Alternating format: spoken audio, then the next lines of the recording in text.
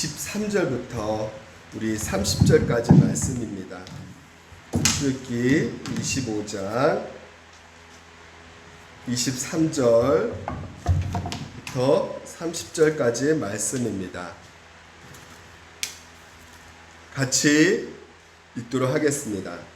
너는 조각목으로 상을 만들되 길이는 2규빗, 너비는 1규빗, 높이는 1규빗 반이 되게 하고 순금으로 싸고 주위에 금태를 두르고 그 주위에 손바닥 넓이만한 턱을 만들고 그 턱 주위에 금으로 태를 만들고 그것을 위하여 금고리 넷을 만들어 그 네 발 위 네 모퉁이에 달되 턱 곁에 붙이라.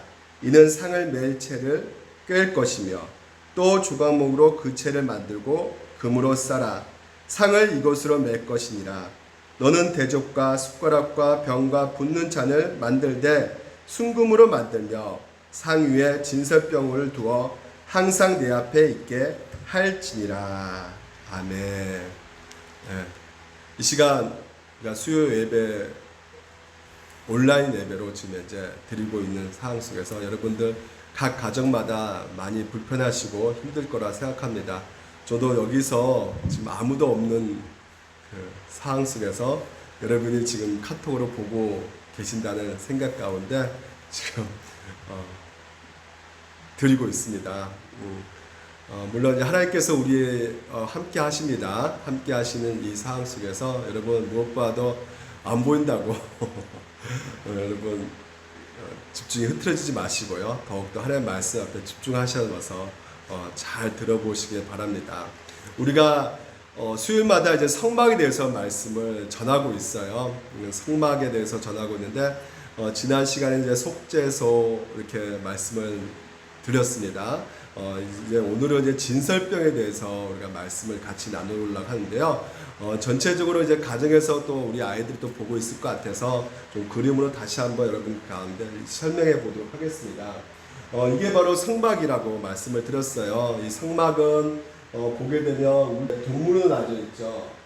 동문으로 이렇게 나눠져 있습니다. 그래서 동문으로 들어가게 되면 앞에 이제 번제단이 있고요. 이 가운데 있는 데가 물두멍이에요. 그래서 여기 번제에서 이제 재물을 이제 태우는 곳이죠. 그래서 여기까지는 뭐 이스라엘 백성들이 이렇게 들어갈 수가 있는데 여기가 이제는 성소가 되거든요. 이 성소는 이스라엘 백성들이 들어가는 것이 아닙니다. 이스라엘 백성을 대표해서 제사장이 이제 들어가게 돼요. 그래서 이 성소에 들어가게 되면 자세히 보게 되면 이 성소 안에는 이제 두 방이 있습니다. 두 방이 있거든요. 두 방에는 지성소는 1년에 한 번씩 대제사장이 들어갈 수밖에 없는 곳이에요. 그래서 지난 시간에 이 지성소에 있는 그 언약궤의 그 뚜껑에 대해서 속죄소를 우리가 말씀을 살펴보았습니다. 그래서 유튜브를 통해서 여러분 속죄소 다시 한번 여러분 꼭 들어보시기 바랍니다. 은혜가 넘칠 거예요. 그리고 또 이렇게 이 성소 안에는 기물들이 이제는 세 개가 놓여져 있거든요. 그래서 우리가 보게 되면 이게 향단이라고 합니다. 여기서 이제는 향을 피우는 곳이고요. 불빛 따라서 보시기 바랍니다. 이게 바로 좀 크게 되어 있죠. 금촛대라고 등잔대입니다. 네, 이게 있고요. 그리고 이게 좀 작은만 하지만 이게 바로 이제는 떡상이라고 진설병 상 이렇게 말을 하고 있어요. 그래서 좀 이게 더 확대시켜서 좀 보여드릴게요. 자, 이렇게 되어 있습니다. 그래서 보게 되면 이 떡이 이렇게 있어요. 네. 이스라엘 백성들은 우리는 쌀이 주식이잖아요. 근데 이스라엘 백성들은 떡이 주식입니다. 그러니까 떡이 아니라 빵이 주식이에요. 그래서 밀가루를 이렇게 구워가지고 빵으로 이렇게 해서 그들은 먹습니다. 그래서 제가 이스라엘 탐방에서 보니까 이게 빵이 굉장히 이렇게 크게 만들어요. 우리가 보통 먹는 파리바게트나 여기 빵보다 엄청나게 크게 이렇게 해서 만들어서 먹거든요. 그래서 찢어가지고 떼어 먹는데 이 빵이 보시면 몇 개 되어 있어요? 6개, 12개 이렇게 되어 있거든요. 그러니까 12개 정도 이렇게 되어 있어요. 12개 빵이 놓여져 있습니다.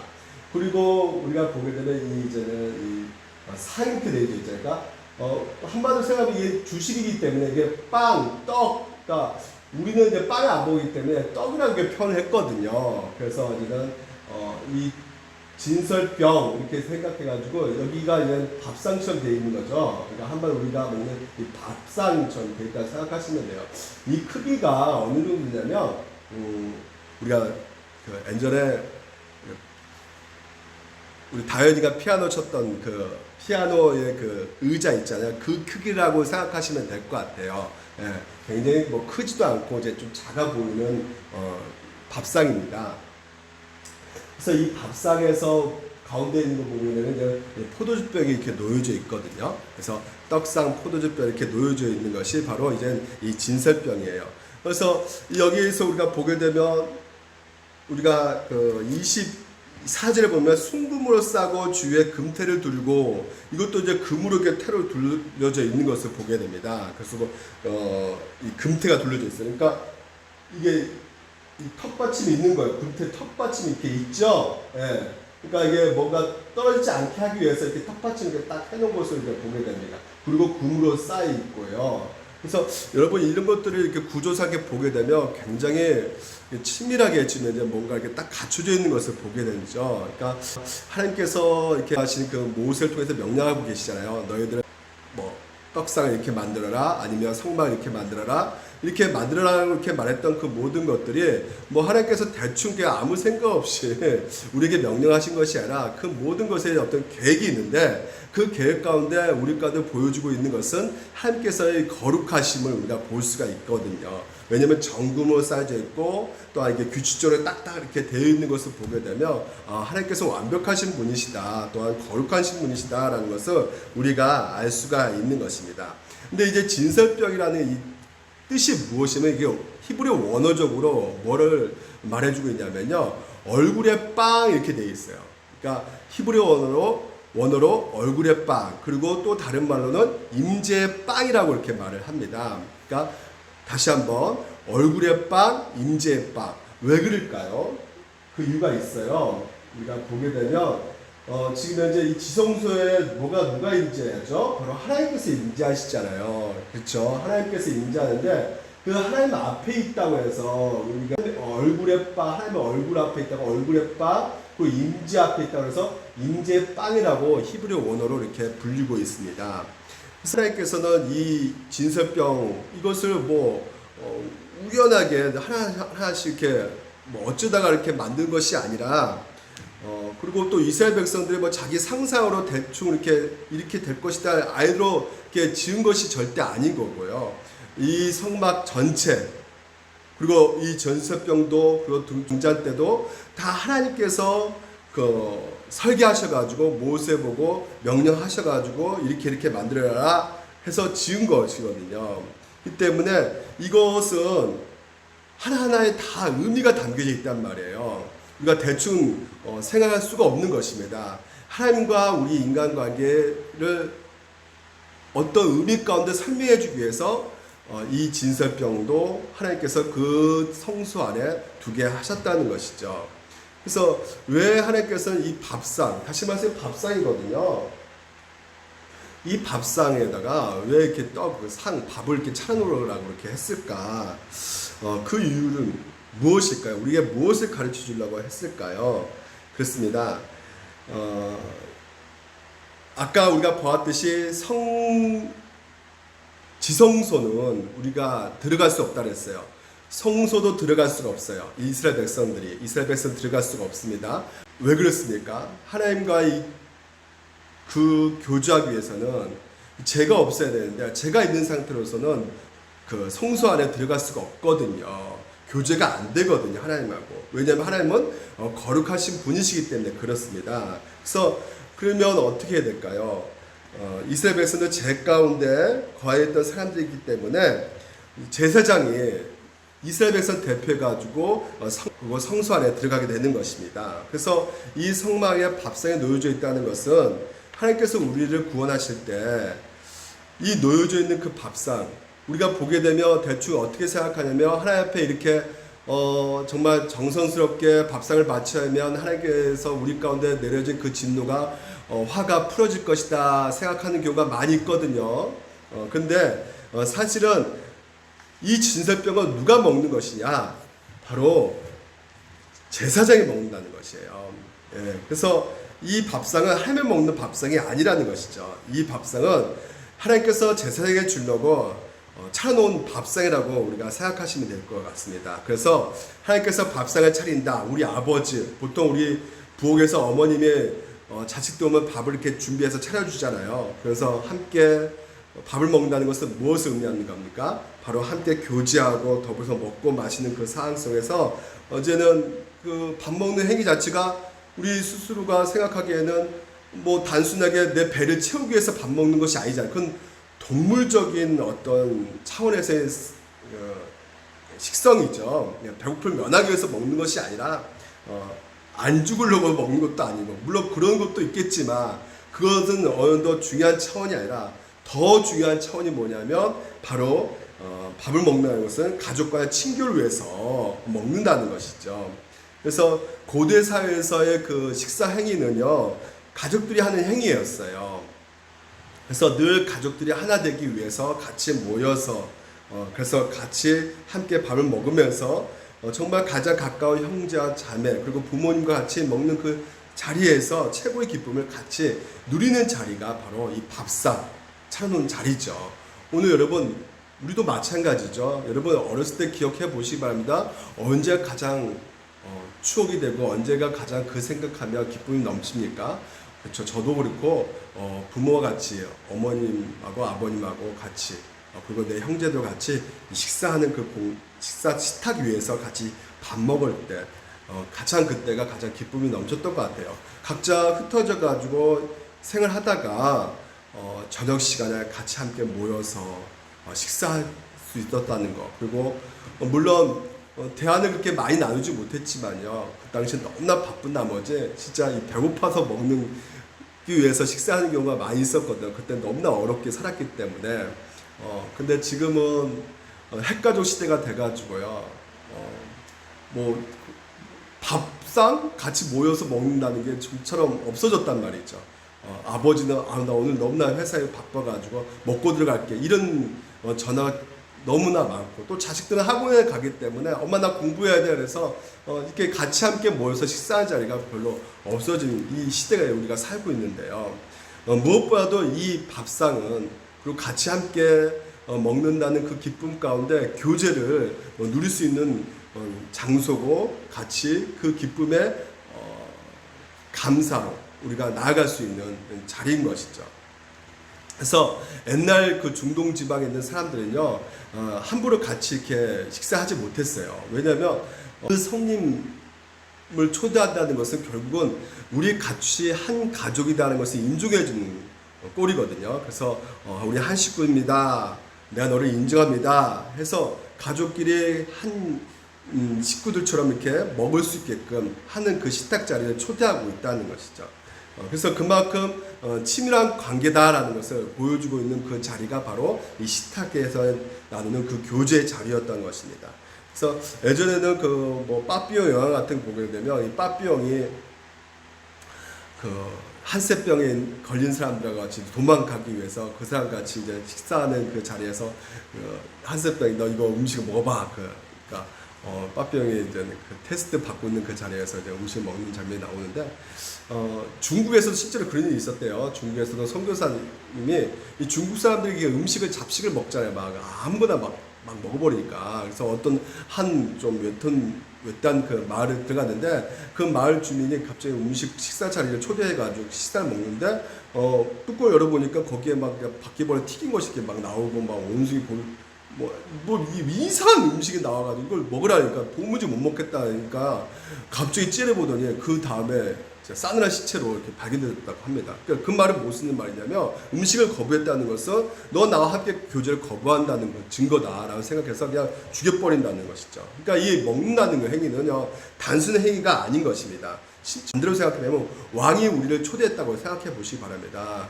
왕이 초대했다고 생각하는 그 자리에 나간다는 것은 그 왕과 함께 교제를 나눈다는 것이 아니겠습니까? 그래서 그 우리가 사무엘 상하를 보게 되면 다윗 왕이 요나단하고 이제 의형제를 맺잖아요. 그래서 요나단이 당신이 다윗 왕 당신이 왕이 될 것입니다. 그런데 내 후손들을 좀 당신이 좀 지켜주고 보여주십시오. 이렇게 약속을 맺습니다. 그래서 실제로 이제 다윗이 왕을 된 후에 이제 그 사울 왕 집안에서 그 한 핏줄을 찾아보니까 무비보셋이 있는 것이죠. 그 친구가 장인이었지 않습니까? 그래서 직접 그를 이제 그 왕궁을 데리고 와가지고요, 같이 한 왕이 먹는 식탁 자리에 앉게 해서요, 그를 보호해주는 일들을 하고 있지 않습니까? 그러니까 그만큼 이 식탁의 교제는요, 우리가 생각하는 의미보다 더 아주 중요한 의미가 담겨져 있음을 볼 수가 있는 것입니다. 그래서 이런 것을 생각할 때 제사장들에게 이제 진설병을 먹으라고 했는 그 상황 속에서 하나님께서 차려놓은 그 밥상을 생각했을 때 우리가 하나님의 마음을 우리가 어느 정도 알 수가 있는 것이죠. 목사님, 그건 제사장이 먹는 것이기 때문에 뭐 우리하고 해당되지 않겠죠, 막 이렇게 생각하는 경우도 있겠지만요, 절대 그렇지 않습니다. 우리 이스라엘 백성을 대표로 제사장이 같지 않습니까? 하지만 이제는 예수님이 오셨기 때문에 여러분, 예수 믿고 있는 우리가 바로 다 제사장이 되는 것이에요. 만인 제사장이 되는 것이에요. 그래서 우리가 하나님 앞에 우리가 담대하게 나갈 수 있게 되는 것인데, 여러분, 하나님께서 우리를 만드실 때는 지성, 감성, 의지, 이거 인격체로 우리를 만드셨어요. 그러니까 다른 동물들과 다른 것은 바로 이런 부분이거든요. 그러니까 하나님께서 하나님의 형상을 우리 가운데 주심으로 말미암아 우리가 이제는 인격이신 하나님과 무한하신 하나님과 우리가 교제할 수 있는 그 상황이 되었던 것이죠. 그래서 하나님께서는 인간을 본질적으로 만드신 그 상황 가운데 하나님과 교제 없으면 살 수가 없는 존재로 우리를 만드셨단 말이죠. 그래서 우리는 무엇보다도 이런 빵과 이 포도주, 물이 없다면 우리가 살 수가 없는 존재이잖아요. 무엇보다 그런 존재이잖아요. 근데 그보다 더 가치가 있는 우리에게 영적 양식을 주기 위해서 하나님께서는 우리에게 있어서 그 모든 것을 준비하시고 만드셨다는 것을 우리가 볼 수가 있는 것입니다. 그래서 이미 놓여진 이 밥상을 통해서 우리가 두 가지 의미를 우리가 살펴보기를 원합니다. 이 진설병을 통해서 하나님께서 우리에게 주신 영적 교훈이 무엇인가를 우리가 두 가지로 우리가 볼 수가 있는데요. 먼저 우리 일상적으로 매일매일 먹는, 우리 일상에 먹고 있는 우리 몸에 필요한 이 육의 양식을 말할 수가 있을 것 같아요. 이스라엘 백성은 광야 40년 동안 그들이 뭐 노력도 하지 않았는데 하늘에서 만나가 떨어지죠. 이건 하나님께서 일방적으로 주시는 그 선물인 것입니다. 이렇게 만나를 떨어져서 매일 먹게 하셨고, 또한 이 광야 생활이 지나고 나서 가나안 땅으로 갔는데도 불구하고 하나님께서는 그 가나안 땅에서도 하나님께서는 그들에게 이제 만나를 끊겼지만 곡식을 주시죠. 곡식을 주셔가지고 그들을 배부르게 먹게 합니다. 그런데 뭐 곡식은 자기네들이 농사지어서 먹는 건데요, 이렇게 생각하겠지만 하나님께서는 햇빛을 또 주고 곡식이 자랄 수 있게끔 그 비도 내리게 하신 것을 보게 되면 하나님께서 공급해 주신 것이라 할 수 있겠죠. 그래서 이 밥상, 이 밥상, 다시 말해서 이 진설병 상에 올려져 있는 이 떡은요, 무엇보다도 5가지 제사 중에 이 소제가 있거든요. 그 소제를 가르친다는 걸 가르칠 수가 있는데, 이 소제는 궁극적으로 뭘 말해주고 있냐면 하나님께서 이스라엘 백성을 먹여 살리시는 양식이라는 것을 우리 가운데 보여주고 있는 것이거든요. 그래서 성수 안에 들어가 있는 이 밥상을, 이 밥은요, 오늘도 여러분 우리 가운데 무엇을 보장해 주냐면 너희들을 굶기지 않겠다. 그 우리에게 그 상적으로 우리 가운데 보여주고 있는 것이에요. 그러니까 이 땅에서 우리가 매일매일 먹는 이 양식, 우리가 이러한 양식을 주시옵소서 우리가 기도하지 않습니까? 그러니까 하나님께서는 확실하게 그 양식을 우리가 공급해 주시겠다는 그 약속을 하고 계신다는 것입니다. 우리가 오해하면 안 되는 것이에요. 내가 떡을 이렇게 차려야지. 하나님께서는 그거 보시고 우리에게 은혜 주신 것이 아닙니다. 우리가 아무리 이런 것들을 하나님 앞에 드린다 할지라도 하나님께서는 우리가 드려지는 그 제물에 대해서 그것을 받고 뭐 회의 받는 분이 아니세요. 그러니까 지성이면 감천이다 라는 생각을 우리가 많이 하게 되거든요. 그러니까 하나님이 진노하셨으니까 우리가 이 죄를 지었기 때문에 하나님 앞에 이렇게 떡상 이걸 드림으로 말며 하나님의 진노를 풀어주자. 이게 인간 속에 이렇게 들어가 있는 이게 공로 사상이 있거든요. 근데 오늘도 여러분 분명하게 성경에서 말하고 있는 것이 우리의 공로로 하나님을 만나는 것이 아니라 아까도 이러한 양식을 주시옵소서 누구 이름으로 우리가 나아가는 것이요 예수의 공로 예수의 이름으로 우리가 하나님 앞에 담대하게 나갈 수가 있는 것입니다. 그러니까 이러한 양식을 오늘 자신들의 백성들에게 확실하게 책임지겠다라는 교란한 그 의지가 담겨져 있는 것이 바로 우리에게 있어서 보여주고 있는 이 떡상인 것이에요. 이 진설병 상인 것입니다. 그래서 여러분 우리가 살아가는 이 세상에서 걱정과 근심을 떨어뜨려 버리는 것이 굉장히 우리에게는 중요합니다. 하나님을 모시고 살지 않는 믿지 않는 사람들에게는요 한마디로 그 인생을 요약해 보면 걱정, 근심, 염려예요. 그러니까 무엇을 먹을까, 무엇을 마실까 거기에 걱정과 염려에 휩싸여 있고 거기에 사로잡혀가 살아가는 사람이 바로 이 세상에 있는 사람들인 것이죠. 그러니까 여러분 오늘 우리는 어떤 존재냐? 하나님께서 먹이시고 입히시고 다 챙겨주신다는 것이에요. 공급해 주신다는 것이에요. 그러니까 여러분 이것을 믿지 않는다는 것은 결국 무엇입니까? 하나님을 믿지 않는다는 증거예요. 하나님은 나를 지켜주시고 보호해주시 나는 그것을 믿지 않는다는 것이죠. 그래서 염려한다는 것은 여러분 회개할 제목인 것이에요. 그만큼 내가 하나님을 믿지 않는다는 것, 하나님이 나를 보여주고 공급해 주는 것을 믿지 않고 있다는 증거가 되기 때문에 그렇습니다. 그래서 하나님이 없는 사람들은 걱정하고 금시하고 있는 이 염려하고 있는 이 모든 전부를 한마디로 딱 말해보면 무엇을 먹을까, 무엇을 마실까. 근데 그 왕국으로 초대받는 사람들에게 있어서는 그렇죠. 너희들 뭘 먹고 너희들 뭘 마실까 걱정하느냐? 내가 책임져 주겠다. 그 하나님의 약속이 담겨져 있는 것이 바로 이 떡상을 보면서 오늘도 우리가 느끼셔야 되고 그것으로 다시 한번 샘을 얻으셔야 된다는 것입니다. 그래서 우리가 밥상을 대할 때마다 실제로 우리가 밥상을 대할 때마다 우리가 기도하지 않습니까? 왜 기도합니까? 이 모든 것, 이 침대에 밥상 앞에 놓여있는 이 밥을 먹는 것 누가 주셨기 때문에 하나님께서 주셨기 때문에 하나님께 감사합니다 하면서 우리가 기도할 수가 있게 되는 것이에요. 그래서 하나님께서는 이 밥상을 통해서 우리에게 보여주고 있는 그 영적 교훈이 바로 그런 것에 있다는 것을 여러분들 들으시고요. 근데 무엇보다도 우리가 밥만 먹고 사는 그 존재가 아니죠. 우리가 이 땅에 살아가는데 이 밥상의 의미 중에 더 중요한 의미가요.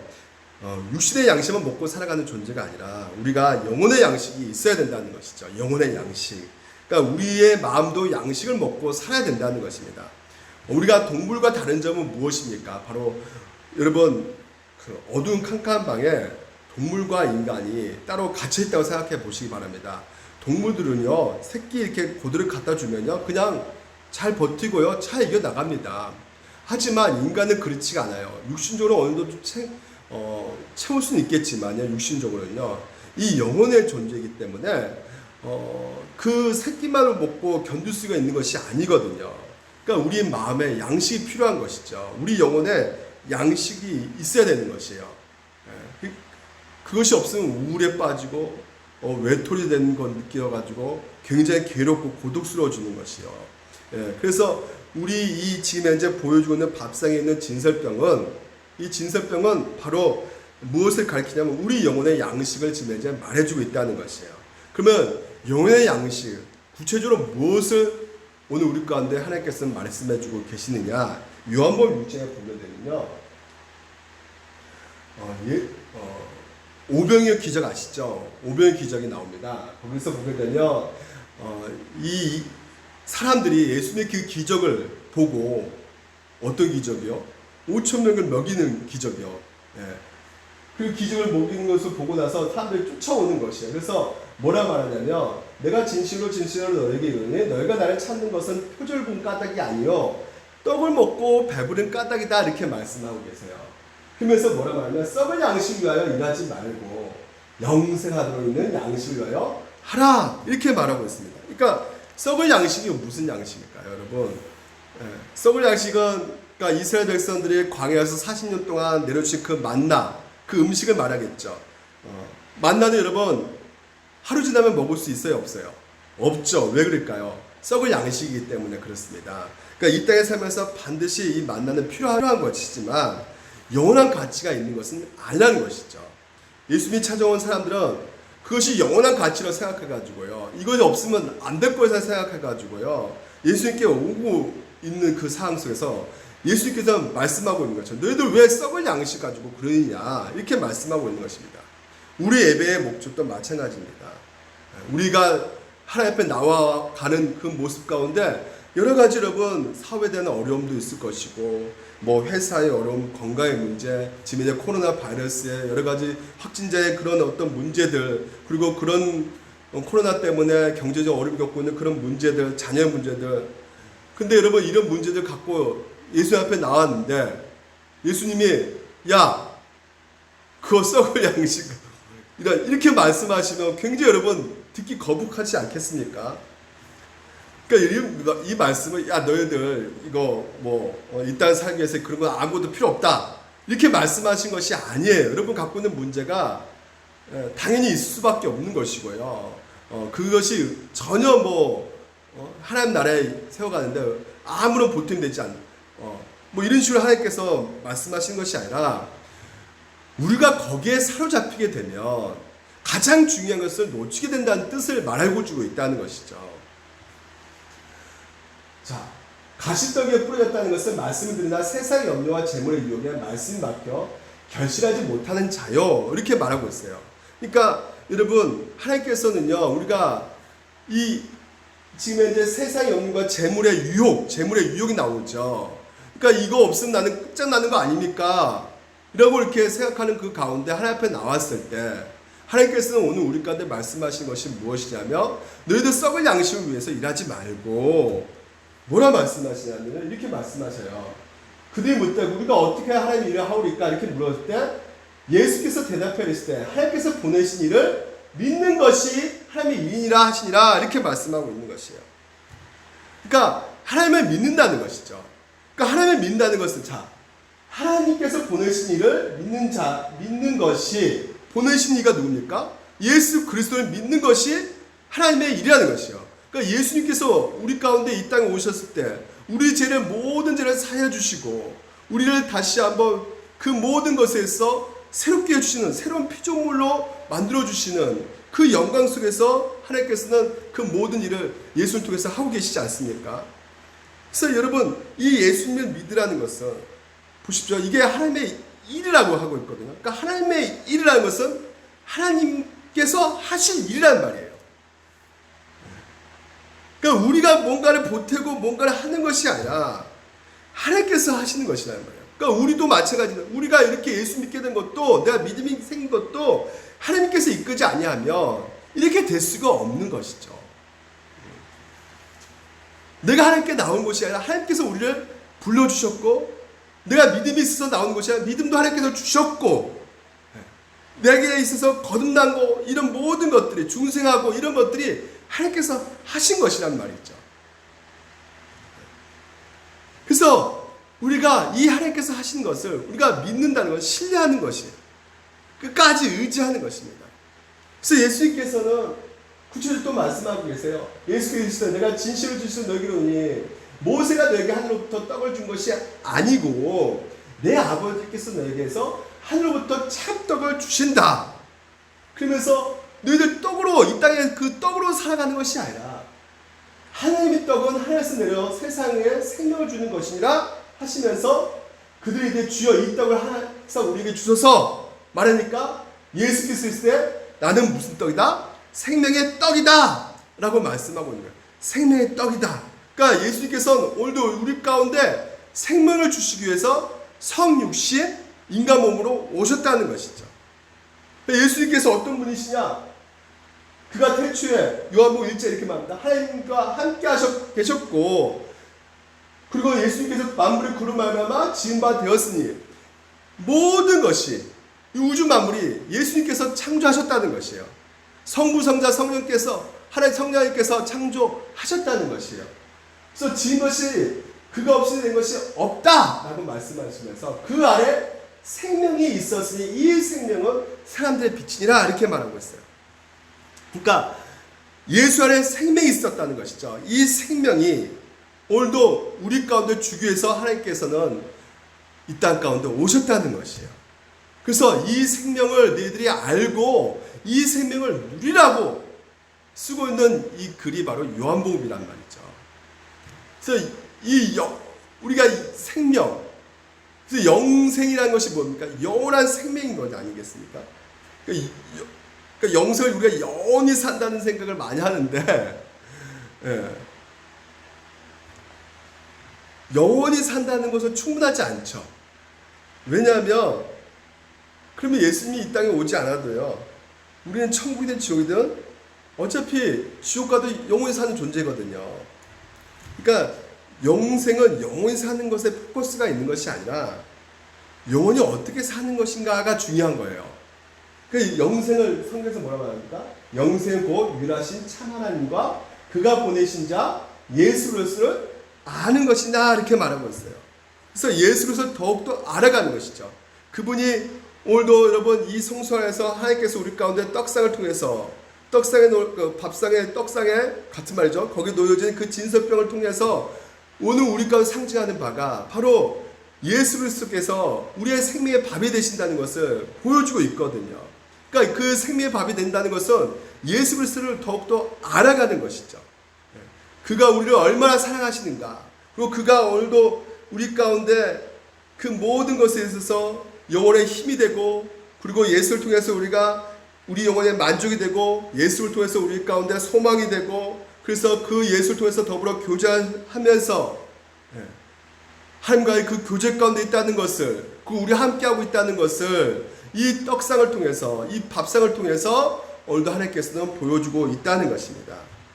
그래서 예수님과 먹고 마시는 것, 내가 집에서 부모와 형제들과 같이 먹고 마시는 것을 의미 가운데, 오늘 아빠 힘들었죠? 우리 형 힘들었어요. 많이 고생했어요. 그런 대화 가운데 교제할 수 있고 친교할 수 있는 것은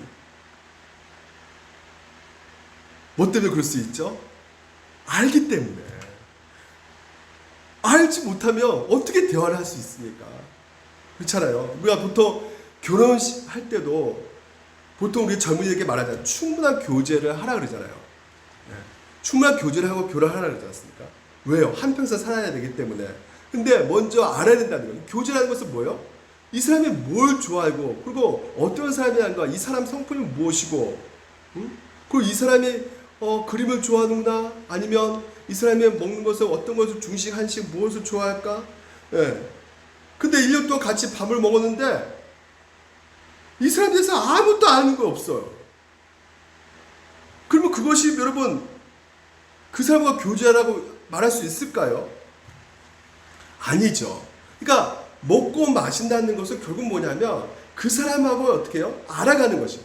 교제한다는 것이에요. 그러니까 예수님과 같이 먹고 마신다는 것은 결국 무엇을 말하냐면 예수님을 더욱더 더 깊이, 더 넓이 알아가는 것이에요. 그래서 우리도 이것을 알아야지만이 참된 생명을 누릴 수 있기 때문에 우리가 바울의 기도를 통해서도 우리가 금요일날 성경대회를 통해서 우리가 보지 않았습니까? 예수를 더욱더 알게 해달라고 기도하는 것이에요. 그래서 이 예수를 안다는 것은 결국 누구를 아는 것이에요? 하나님을 아는 것이고, 그래서 하나님을 아는 지식이 갈수록 우리 가운데 그 하나님의 주신 그 지식을 누굴 통해서? 예수를 통해서. 근데 예수 그리스도가 오늘 안 계시잖아요. 성령을 보내주셔가지고 성령께의 감동으로 쓰여진 이 성경책을 통해서 예수님의 사역, 예수님께서 오늘 우리 가운데 하신 것들, 그래서 그것을 보면서 하나님의 마음은 이렇구나, 하나님의 계획은 이렇구나, 하나님의 뜻은 이렇구나, 우리가 알 수가 있는 것이죠. 이것이 바로 하나님과의 교제라는 말이에요. 할렐루야. 그래서 이것을 더욱더 우리가 깊어지고 더욱더 알아지고 그리고 그 말씀을 통해서 더욱더 깨달아지게 되면 그것이 바로 무엇일까요?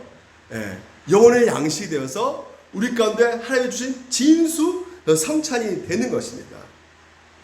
그래서 하나님과 교제할 수 있는 그 떡상, 그 밥상, 이 진설병상을 통해서 우리 가운데 보여주고 있는 것이에요.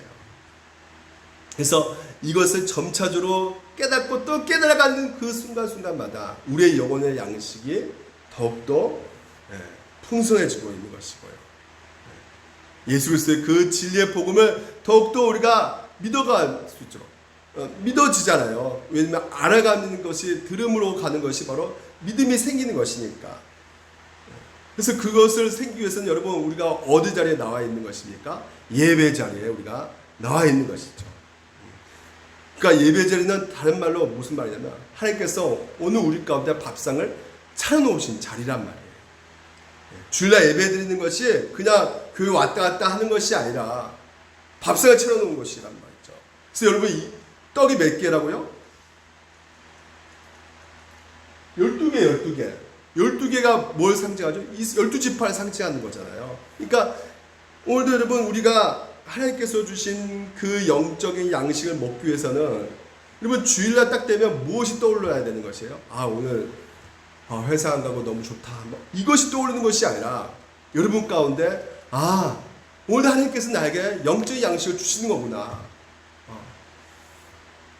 육신의 양식이 아니라 우리의 영혼을 살찌우는, 그래서 하나님과 더 깊은 교제 가운데 나를 이끌어 주신 그 하나님의 진리를 이 예배 가운데 하나님께서는 나를 부르고 계시구나. 그래서 더욱더 사모하는 마음으로, 더 하나님을 더 사랑하는 마음으로, 하나님을 더 좋아하는 마음으로 함께 나아가는 것이죠.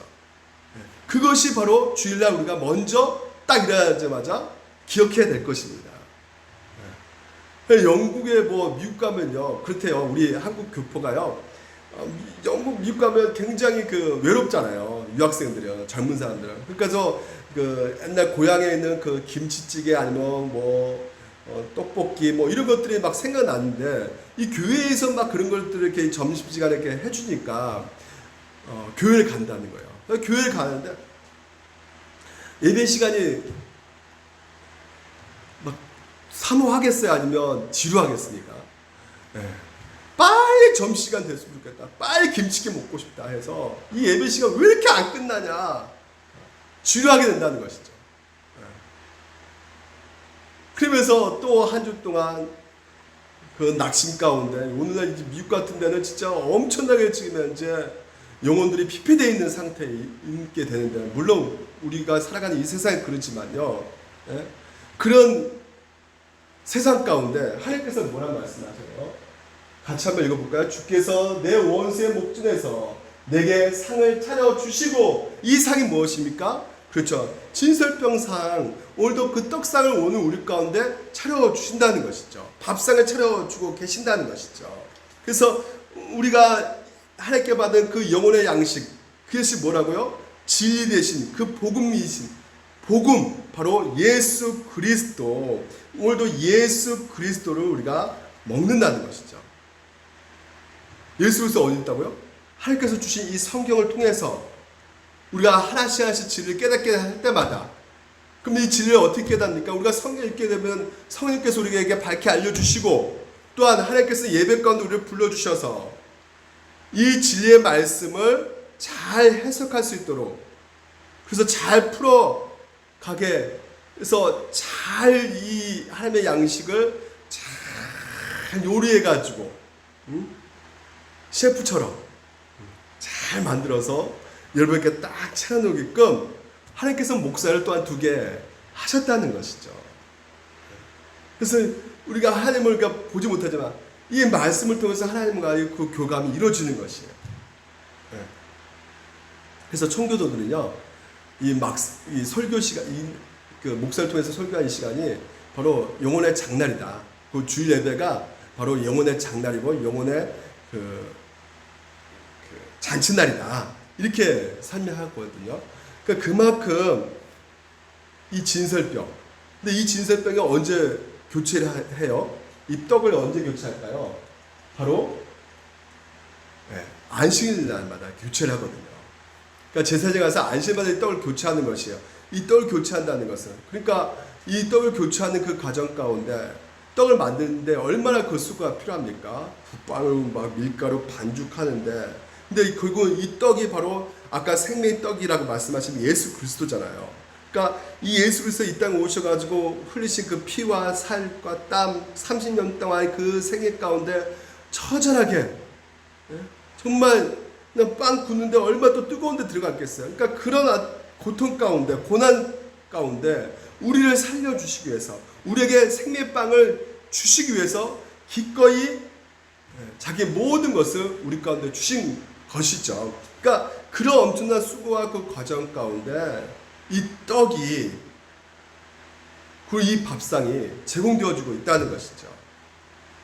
언제요? 바로 주 예배, 이 말씀의 시간, 예배 모든 예배 시간 동안에 주어지고 있는 것이죠. 그러니까 예배의 그 두 가지 가장 중요한 기둥이 무엇이냐면 여러분 항상 기억하셔야 합니다. 예배는 바로 말씀과 바로 성찬이에요. 설교 말씀과 성찬이 두 축을 이루고 있어요. 그러니까 성찬도 마찬가지로 떡을 떼어 먹고 포도주, 아까 포도주 보셨죠? 포도주를 나눠 마시는 것이 바로 예수님과 살과 피를 우리가 마시는 거잖아요. 그러니까 거기서 예수님을 더욱더 뜨겁게 느껴지는 것이잖아요. 실제로 영적으로 예수님께서 우리 가운데 임재하신 걸 느껴지는 것이잖아요. 그래서 여러분 이 예배가 그렇게 해서 중요한 것입니다. 왜 제가 이렇게 수요일마다 이런 불편한 환경 가운데서 굳이 이렇게 여러분 가운데 예배를 드리고 또한 주일날도 코로나 때문에 뭐 어떻게 예배 드리냐 뭐 여러 가지 이렇게 막 말이 오가고 뭐 이렇게 해서 뭐 하나님께서 임재하시겠냐. 하나님께서 명령하셨어요. 영과 진리로 예배하는 자를 하나님께서 기뻐하신다 그랬고, 여러분 그래서 예배 드리는 자는 왜 하나님께서는 그 영혼에게 예배를 드리라고 기어이 말씀하시고 그 영혼에게는 하나님께서는 축복을 주신다고 약속하고 계시고요. 그래서 예배를 드리지 않고 있다면, 예배를 안 드리는, 예배를 여러분이 무시하고 예배를 등한시한다면 그것은 무엇을 말해주고 있냐면 한마디로 내가 구원받지 않았다는 것을 한마디로 보여주고 있는 증거가 될 수밖에 없는 것이에요. 왜? 하나님 나라의 그 복이, 천국에 있는 그 진설병의 그 밥상이, 떡상이 오늘 우리 가운데 차려놓은 것이 바로 예배인데, 근데 그 예배를 나 거부한다? 싫어한다? 그것은 뭘 말해주고 있는 것입니까? 하나님 나라를 거부한다는 것밖에 될 수밖에 없거든요. 그래서 라인라는 가장 유명한 신학자는 이렇게 말하고 있어요. 장담하건대 주일 성수와 성도의 교제에 대해 어떻게 생각하는지를 보게 되면, 너희들이 그것에 대해서 어떻게 생각하는 것을 보게 되면 그 삶이 천국에 갈 사람인지 아닌지를 확실히 판단할 수 있다는 것이에요. 그러니까 주 예배 때 너가 대하는, 하나님 말씀을 대하는 그 모습을 보게 되면 알 수가 있다는 것이에요. 예배와 교제는 천국셀의 한 단면이며 맛보기다라는 것이에요. 그래서 예배와 교제를 특권이 아닌, 이게 하나님의 우리에게 준 특별한 진짜 선물이고 우리가 가질 수 있는 귀중한 가치 있는 것이란 말이에요. 최고의 가치가 있는 것이에요. 아무나 예배 드리는 것이 아니란 말입니다. 근데 이것이 기쁨이 되고 우리의 소망이 되고 우리의 즐거움이 되어야 될 텐데, 이게 우리의 가운데 짐이 된다 그러면 너희 가운데 심령의 변화가 절실히 필요하다, 이렇게 말하고 있어요. 그러니까 여러분, 예배는 하나님을 섬기는 것과 삶의 섬김이 두 가지의 의미가 내포되어 있는 거거든요. 그러니까 공예배를 통해서 우리가 하나님 앞에 나아가서요, 그러니까 하나님 앞에 나아갔다 하지만 하나님께서 우리를 불러주신 것이죠. 불러주셔가지고 하나님께서는 우리가 한 주 동안 그 세상 가운데 처절하게 그 상처받고 힘들고, 그리고 그 낙심 가운데, 절망 가운데, 불안하고 염려 가운데 있는 우리들을 불러 모아셔서 하나님 말씀으로 위로하고, 그리고 죄 짓는 자들은 어떻게 해요? 회개하여서, 그래서 사죄 선언을 해주시고, 그래서 우리 가운데 세임을 얻게 해주신단 말이에요. 그래서 공예배를 통해서 우리가 새롭게 갱신되어가는 것, 언약이 새롭게 갱신되어가는 것이에요. 그래서 언약 갱신의 축제가 바로 예배란 말이죠. 그 예배를 통해서 오늘도 하나님께서 우리 가운데 나오시고, 우리 또 하나님 앞에 더 가까이 나아가게 되는 것이고, 하나님도 나오시고 우리도 나오고, 하나님께서 우리를 섬기시고 오늘도 우리가 예배를 통해서 섬기는데, 하나님께서는 오늘 우리까지 섬기는 그 모습이 어떤 모습으로 나타나는 것이에요? 일상의 삶 가운데 예배를 드리라는 거예요. 영적 예배를 드리라는 것이죠. 로마서 12장 말씀에서. 그래서 삶으로 드려지는 그 예배, 그것은 뭡니까? 하나님의 사랑, 이웃사랑으로 너희들 형제들을 사랑하라는 것이죠. 그게 바로 삶 속에 드려지는 예배라는 것이에요. 그래서 여러분, 오늘도 여러분 이 예배가 초점이 누구한테 있냐면 하나님께 있는 것이고, 근데 이 예배 초점이, 이 공예배 우리의 초점이 너무나 우리 한국교회, 세계 이 교회가 타락해가지고 예배가 타락해져가지고요, 하나님의 초점이 아니라 하나님을 영화롭게 하는 것이 아니고 하나님을 영화롭게 그분과 즐거워하는 것이 아니라 이게 내 마음에 흡족하고 내가 기분이 좋아져야 되고 나에게 취향에 맞는, 그래서 나는 찬양이 좋은데 뭐 이렇게 말씀이 너무 많이 길어, 말씀이 짧은 대로 갈래, 찬양만 교회 갈래. 그래서 가신 분들도 굉장히 많이 있어요. 우리 교회는 몇 분 그러셨어요. 우리 교회 뭐 많이 있지도 않은데 많이라고 표현했네. 네. 아니, 그러니까 하나님의 위로부터 그 은혜를 공급받아야 되는 것이고, 그리고 그 감사와 기쁨으로 오늘 하나님 앞에 우리가 찬양하는 것인데, 어떤 분은 하나님부터 우리가 예배드린 것을 무조건 하나님 앞에 올려주기 때문에 찬송만 드려야 된다. 설교 필요 없다. 설교는 짧아야 된다. 아니요. 그것이 우리 입맛에 취향에 맞게, 그러니까 교회를마다 돌아다니면서 쇼핑한단 말이죠. 나에게 맞는 교회가 어디 있느냐 막. 뭐 그러니까 교단과의 어떤 그런 신학과 그런 것도 전혀 상관없이 내 마음에 끌리는 대로 움직이는 것입니다. 그러니까 하나님의 중심이 아닌 삶의 중심의 예배가 지금 현재 드려지고 있는 것이에요. 그러니까 사도신경도 안 하고 이게 다 성경적으로 우리가 예배 드리고 있는데, 뭐 사제, 죄 고백, 사제의 선언, 십계명, 그러니까 이걸 좀 바꿀 수도 있거든요. 우리는 십계명 앞에 두잖아요. 십계명 두면서 우리가 한 주 동안 못 살아가지고 하나님 앞에 이렇게 죄인입니다, 부모를 공경하지 않았군요, 그래서 죄를 고백하지만, 또한 어느 곳에는 그 순서는 바꿀 수가 있어요. 순서는 나름대로 교회마다 특징 뭐 자유롭게 바꿀 수 있단 말이에요. 십계명이 또 뒤로 가는 데가 있거든요. 십계명이 뒤로 가가지고 이제 내가 이렇게 사죄하고 죄를 고백하고 내가 사죄서만 받았으니까 십계명 나중에 읽거든요. 십계명 읽으면서 어떻게 해요? 이제 우리가 또 새롭게 갱신됐기 때문에 하나님 앞에 이제 말씀대로 이제 순종하면서 한 주 동안 살아보자 하면서 십계명을 나중에 이렇게 읽기도 하거든요. 우리가 이제 새로운 사람이 이제 정말 더욱더 하나님의 말씀대로 우리가 살아야겠다, 이렇게 은혜를 받았으니까, 제사함 받았으니까, 그러면서 우리가 나아갈 수가 있는 거거든요. 십계명으로.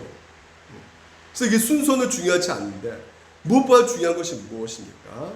바로 이 예배를 통해서 하나님께서 우리에게 영적 영혼의 양식을 공급해 주신다. 그래서 간절히 사모해야 된다. 근데 이것이 짐이 돼버리면 안 된다. 여러분, 이 예배가 짐이 돼버리면 안 돼요. 하나님께서는 성경에 뭐라고 해요? 너 예배가 짐이 되냐? 그러면 나도 너를 짐처럼 여기겠다, 이렇게 말하고 있어요. 너를 버리겠다 말씀하고 있어요. 보세요. 예레미야에서 이 백성이 또는 예언자 사제가 너에게 짐스러운 야훼의 말씀이 있었느냐고 묻거든 이렇게 대답하라. 나 야훼가 말한다. 너희가 곧 내 짐이다. 나는 너희를 벗어 던져버리겠다. 예언자나 사제뿐 아니라 이 백성은 누구든지, 이게 제가 공동번역으로 한 거거든요, 야훼의 말씀을 짐스럽다고 말한다면 바로 그 말을 한 사람과 그의 집을 내가 벌하리라, 이렇게 말을 하고 있어요. 짐이 되시면 안 돼요. 설교가 여러분의 영혼의 기쁨이 돼야 돼요. 왜? 잔치상이니까, 떡상이고 밥상이기 때문에. 그래서 여러분, 물론 여러분이 설교 어떻게 해요? 분별하셔서 들으셔야 돼요. 성경에서 분명 말하고, 이것까지만 하겠습니다. 형제들아, 내가 너희를 권하노니 너희가 배운 교훈을 거스려 분쟁 일으키거나 거치게 하는 자들을 살피라고 말해요. 이거 분별해야 돼요. 분별이 중요합니다. 하지만 평가하면 안 돼요. 분별과 평가는 다른 거거든요. 그러니까 여러분이 분별하셔가지고, 부전에 살펴서 분별하셔가지고, 성경 복음에서 말하고 있는 것이 이런 말씀이구나 보셔야 되는 것이죠. 그러니까 요즘에 여러분 이단들이 얼마나 많이 쫙 깔려져 있습니까? 전보고 막 전보는 목사, 며칠 전에 제 친구한테도 전화가 와가지고 어느 목사가 점을 이거 뭐 사라고 하는데 이거 사야 되는 거냐 말하느냐.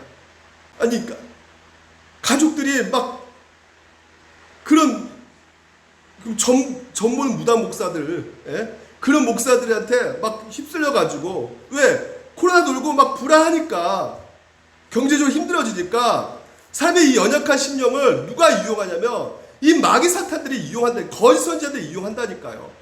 그들은 온통 어디에 차 있는 것이요? 자기 배에밖에 없는 거예요. 그래서 뭡니까?